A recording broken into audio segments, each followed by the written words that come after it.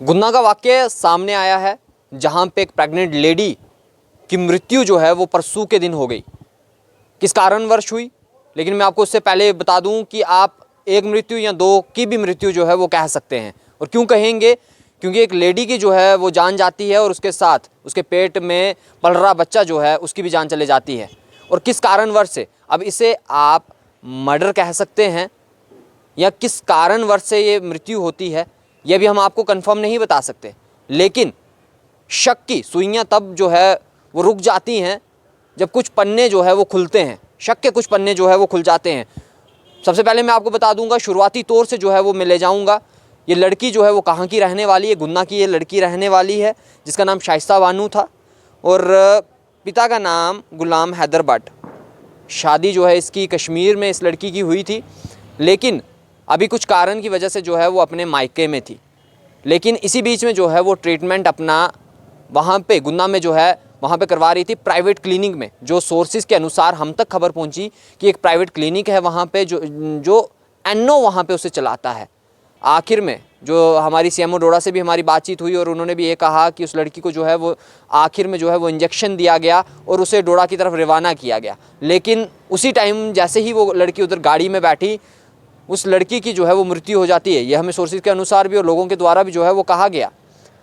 लेकिन मृत्यु किस तरह से होती है और किस चीज़ का इंजेक्शन दिया गया, इसकी भी अभी तक हम पुष्टि जो है वो नहीं करते कि आखिरकार किस चीज़ का जो है वो इंजेक्शन था, पेन किलर का इंजेक्शन था, किस चीज़ का इंजेक्शन था। लेकिन सवाल तो बहुत सारे यहाँ पे खड़े हो रहे हैं।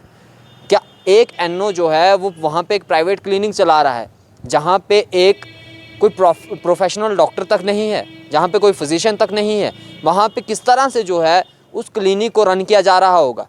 क्या वो लीगल तरीके से वहाँ पे उस क्लिनिक को चलाया जा रहा होगा?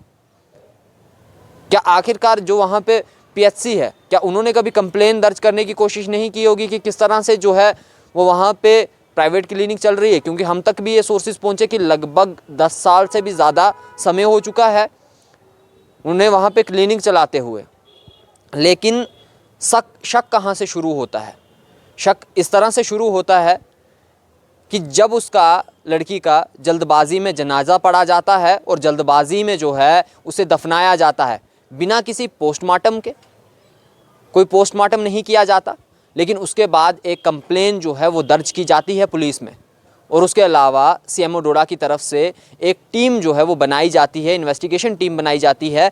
और मैं आपको बता दूं कि इन्वेस्टिगेशन टीम के जो हेड हैं वो डॉक्टर शाहजेब हैं, जो इस टीम को लीड कर रहे हैं। और सीएमओ डोडा ने कहा, हमसे बात करते हुए कहा कि इन्हें जो है वो कल के दिन वहाँ पे भेजा था और उन्होंने इन्वेस्टिगेशन की और इन्होंने ही जो है वो बताया कि जो लास्ट टाइम पे वहाँ पे इन्हें इंजेक्शन जो है उस लेडी को इंजेक्शन दिया। लेकिन इंजेक्शन किसका दिया अभी इसकी पुष्टि जो है वो हम नहीं करते। लेकिन यहीं से जो है वो शक की सुइयाँ जो है वो शुरू होती हैं कि आखिरकार जल्दबाजी में जनाजा क्यों पड़ा जाता है, जल्दबाजी में उसे दफनाया क्यों जाता है और पोस्टमार्टम क्यों नहीं किया जाता। यहाँ पे एक नॉर्मल डेथ होती है, उसके लिए भी पोस्टमार्टम किया जाता है, लेकिन इतना बड़ा हादसा हो जाता है और कोई पोस्टमार्टम नहीं किया जाता। आखिरकार क्यों?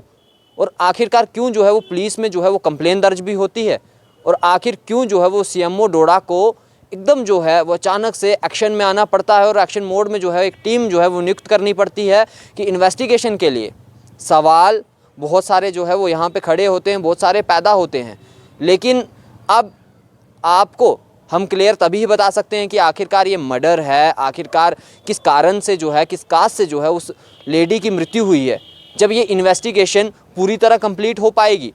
और पूरी तरह कंप्लीट होने के बाद सामने जो रिज़ल्ट आएंगे वो तब हम आपको बता पाएंगे कि आखिरकार मृत्यु जो है उसकी किस कारण से हुई। लेकिन सवाल तो यहाँ पे ये भी खड़े होते हैं, क्या हाथ उस लड़की के परिवार का है?